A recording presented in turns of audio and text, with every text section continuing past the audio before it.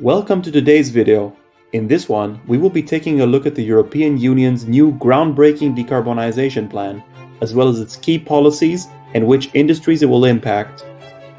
The story in brief is that the EU Commission recently announced 13 policies aimed at reducing the bloc's net greenhouse gas emissions by at least 55% by 2030.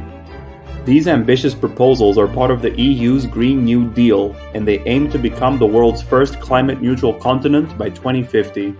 So what are some of its key proposals?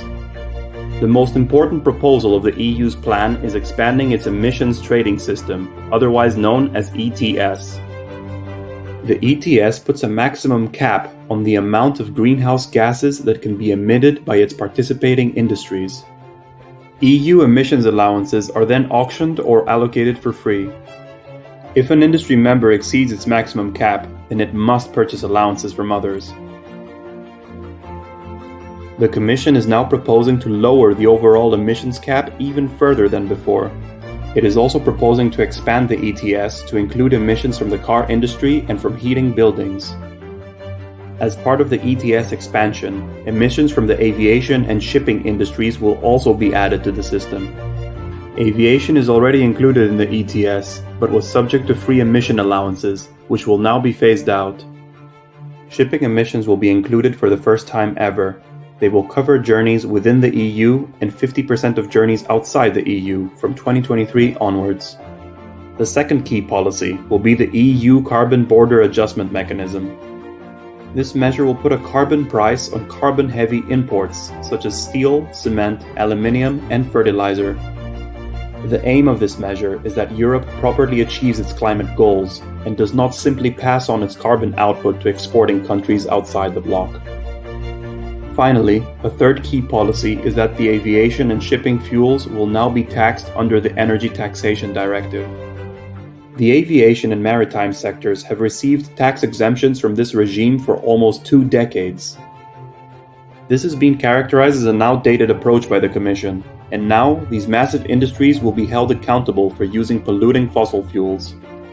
As expected, the plan has had backlash from poorer EU countries and the industries that it affects.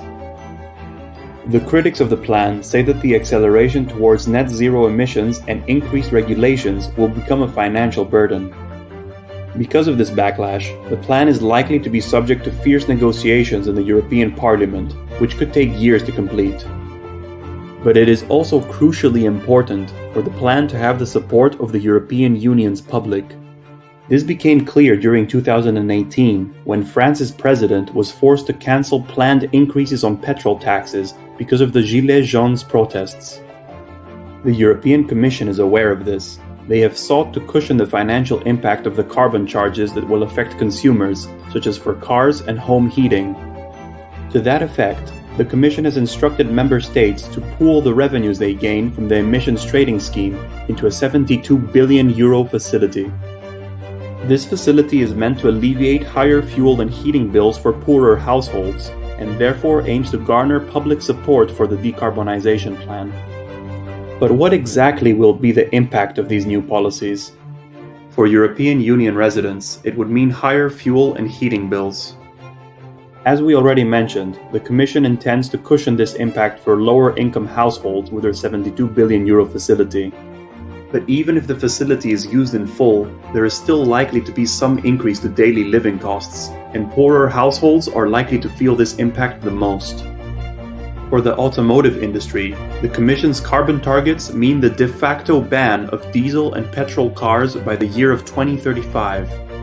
But because of the proposed EU Carbon Border Adjustment Mechanism, which places a carbon tariff on imports, this will affect car makers within and outside the European Union. Therefore, if car makers globally want to remain competitive in the EU market, then they will have to make a big push towards electric vehicles. For importers of carbon-heavy commodities, such as steel, cement, aluminium, and fertilizer, it will mean that there will be an imposition of the world's first carbon tariff. Russian businesses are key importers in these areas, and they will be the worst hit. Importing businesses will therefore have to consider adapting their climate policies if they want to remain competitive within the European Union market. For the transport sector, which includes aviation and shipping, the plan spells the most trouble. Both of these industries will face a fuel tax for the first time ever, and this will undoubtedly hurt their revenues in the long and short term. The impact for shipping may not be that bad. It has already been experimenting with cutting emissions and has available fuel alternatives to fossil fuels. But the same cannot be said for the aviation industry. It is still heavily reliant on kerosene jet fuel, and it has no realistic alternatives at this point in time. The industry may therefore have to bear a carbon penalty until a viable fuel alternative arises, or invest heavily into research and development to find one. However, the aviation industry has already been battered by the pandemic, and it is not clear how many more financial blows it can take. That being said, the decarbonisation plan still needs to make its way through the European Union Parliament. It faces a bumpy road with many years of negotiations, as it faces oppositions by poorer member states, especially over car and heating emissions taxes. Although the final plan may be markedly different from what was originally proposed, it will still have a significant impact on many of the industries we have already mentioned. As always, thank you for watching the video. Do consider leaving us a like, comment, and subscribing for more great content.